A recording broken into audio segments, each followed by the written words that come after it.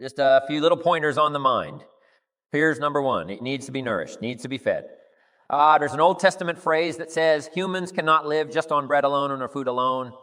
Dogs can, a crocodile can, a spider can. Humans cannot exist just on food. Here's what it says. Humans also need words. Words nourish the mind. Words give life. Words create insight. Because there's more than one way to see. If we see with our eyes, we call that sight. But there's another way to see called insight. That's why we come gather for a couple days, attend the classes, go to the training, read the books, do all the stuff, is to develop more insight, letting our mind be nourished to think, ponder, and wonder and conceive. Ideas, projects, purpose. Give structure to something for the future, whether it's better health or better career, better future. Next, the mind needs to be exercised, and we talked a bit about that earlier. Exercise by debate. Exercise by reading both sides of the debate, both sides of the questions. Major life issues, major political issues. Don't leave yourself out of the great debate one. The mind needs to be nourished by ideas second and needs to be refined and stimulated and exercised by debate. We need both sides of the human drama represented. The reason why the Bible is such a classic book in studying all kinds of stories is because the Bible is full of stories on both sides, the evil side and the good side. The Bible said, Old Testament said, this king came to power. And he was a good king, and he ruled for 18 years. And then it says the next king came to power, and he was a bad king, and he put up idols. He became the bad king. So it reads good king, bad king, showing both sides of the human spectrum and drama. Some stories that we read in the Bible are people to admire, others are people to despise. In your library, you need a book on Gandhi, India, and you need a book on Hitler.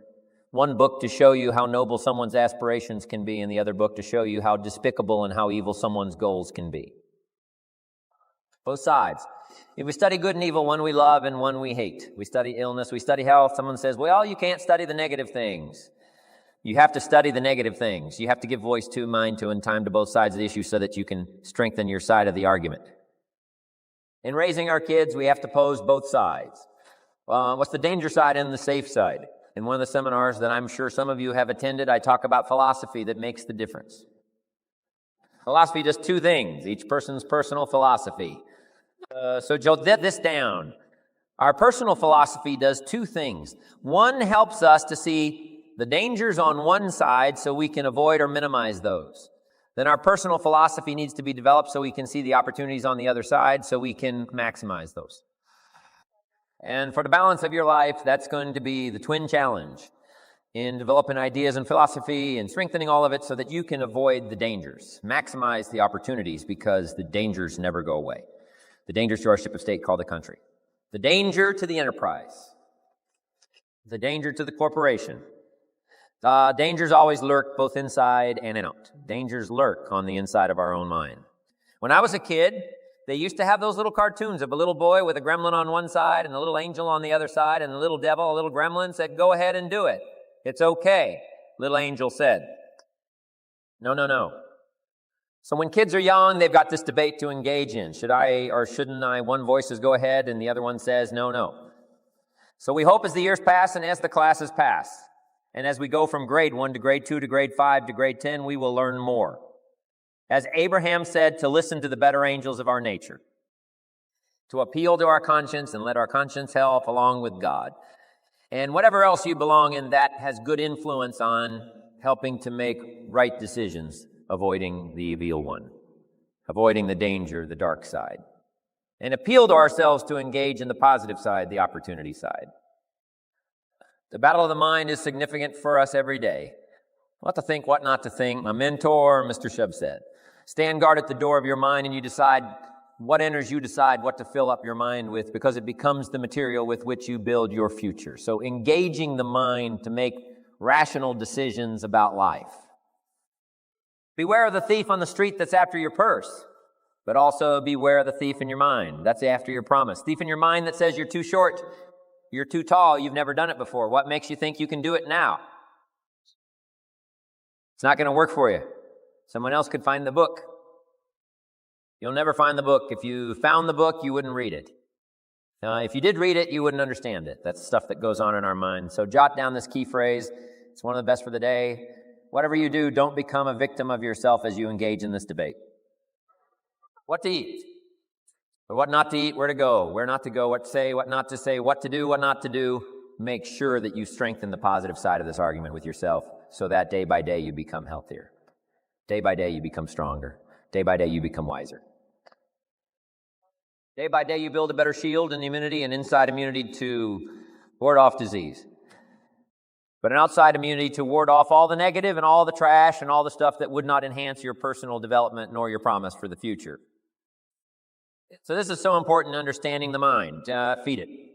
We call it food for thought. That's what a big share of this whole seminar is all about.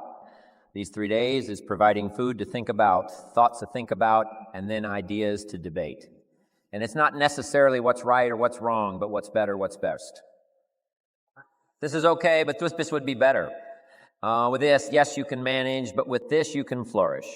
With this, you can exist. With this, you can live a fantastic life. So exercising the mind. Now, to develop the mind, you need a good library. Let me give you 3 parts to your library. Number 1 is your visual library. Zig and I and others have put things on videos so you can see it. We ask you to come here today and see what's going on. So part of it comes by visual. Come and see. And then if it's on video, you can see it again and again and again. Key phrase, repetition is the mother of learning. Repetition is where if we hear it again, we see something we didn't see when we heard it the first time. We see something different that we didn't see the first time. Next is your listening library. Zig Ziglar's right, turn your car into a mobile classroom. You can have a university education in a fairly short period of time, just using the traveling time to listen. Key phrase is to listen to voices of value. Discriminate in your listening time. Listening to someone of reputation, someone who has good ideas, someone that's been recommended that has some value. Don't waste your time listening to things that don't count much. Hey, there's some things that are not worth spending the time. You know, they create more poison than they do benefit. So be careful. If somebody says to me, these eggs are rotten, I'm not going to make an omelet and try it. I'm going to take their word for it. So feed the mind, exercise the mind, and build your library. I recommend the 3 books that were recommended to me when I started my library when I was 25 years old.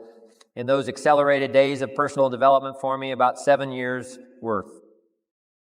So fantastically changed my bank account, changed my income, revolutionized my future with the foundation my parents gave me meeting Mr. Schofer at age 25. I'm telling you, it's been a journey for me like no other ever since then. I've had mentors along the way. I'm telling you to keep my mind stimulated, to keep my innards keen. That helped me to evaluate and to weigh what is good, what is okay, what is better, and what is prosperous in terms of your life. Mentors in that first mentor, I had recommended these 3 books. First was the Bible. Now, I had an advantage there because my parents made sure I was a pretty good scholar by age 19. A good book to serve you all of your life. One of the major sources of ideas, stories, poetry, history. Major source for stimulation. Next, he recommended the book called Think and Grow Rich by Napoleon Hill. Think and Grow Good Words. Think and Grow and Rich. I went for it, got the book, paid less than 50 cents for it. Some of the ideas in it changed my life. Now, next, Joff recommended the book The Richest Man in Babylon by George Clason. Helped me become a millionaire by age 32. Totally changed my economic future. Just the ideas in a simple little book. Amazing. Then you recommended something for me to listen to by Earl Nightingale called The Greatest Secret. That was my listening library to begin with. The Greatest Secret by Earl Nightingale. But your listening library and your visual library next. Now, as your reading library, and we won't go through a whole list of the best books, but here's a good book to get if you want a good list of the best books. It's called How to Read a Book. Simple. How to Read a Book by Adler, chief editor of the Encyclopedia Britannica, Mortimer Adler. He wrote a book called 6 Great Ideas. That's excellent. He wondered, are ideas tangible? Are ideas real? Or are they nothing? But he wrote this book along with another author. How to Read a Book. Now, if you master this book, you can get so much more from a book. Now, it's a kind of a tough book to get through, but it'll give you some ideas on how to take a book and get the most out of it. Take a book and get the most out of it. But in this book is also a list of what he calls are the greatest books ever written. And I've used that book, that list, as a centerpiece for my library. It's got the classics, which I missed. I only went to 1 year of college, so I missed a whole bunch of stuff. I started making up for that by collecting these best books ever written. Interestingly enough, on that list is old and new. Testing on every scholar's list, East or West. You just can't miss those as major sources. In addition to that, there's a book called Lessons of History written by Durant, and I offer it because it's one of the classic writings of all time. You may not agree with his premise, but you certainly have to agree that it's one of the best well-written books ever. He and his wife wrote about 11 volumes on civilization. Take a speed reading course. You can get through those, but this little book, Lessons of History, is sort of a summary of their ideas on history. It's a classic, then a classic. I think most everybody's got called As a Man Thinketh by James Allen, where each sentence is a seminar, and you may not agree with his premise either. In certain instances, you don't want to read just what you agree with, not just to read the positive. Make this note: you cannot live on mental candy. Just like you can't feed your children ice cream all the time and hope that they will be healthy, so you cannot live on mental candy. Someone says, well, I just read the positive stuff. That's not enough. And the reason is because you need to know both sides of the issue. So start your library like I did age 25. I mentioned in another seminar, haven't read everything in my library, but I feel smarter just walking in it, right? Smart enough to buy it. Now I got to be smart enough to read it all. Then I got to be smart enough to sort through and decide what's valuable. So make that the next part now in part personal development for the mind. You got to sort through what you read, what you see, and what you hear, and decide which of all of that is valuable for you to try and do and master. This is where being a student comes in, not a follower, but a student. They read one book on good health and it says, do what this book says. You'll live forever. Or you read the next book on health and nutrition. It says if you do what that first book says, you'll die young. So someone says to me, Mr. Rohn, which of these books should I follow? Jot this down. Neither one. Don't be a follower. Read both books and make up your own mind. Here's what's important in the final analysis. One of the best phrases for the day. I got this from my Canadian friend Harold Dyke, who gave it to me, and I've used it all these years. Here's what he said: make sure what you finally do is the product of your own conclusion. Make sure what you finally do is the product of your own conclusion. Meaning you don't just follow, but you listen to both sides of the argument. You listen to the controversy, try to master the points on both sides, or three sides, or whatever. Then you start charting your own course.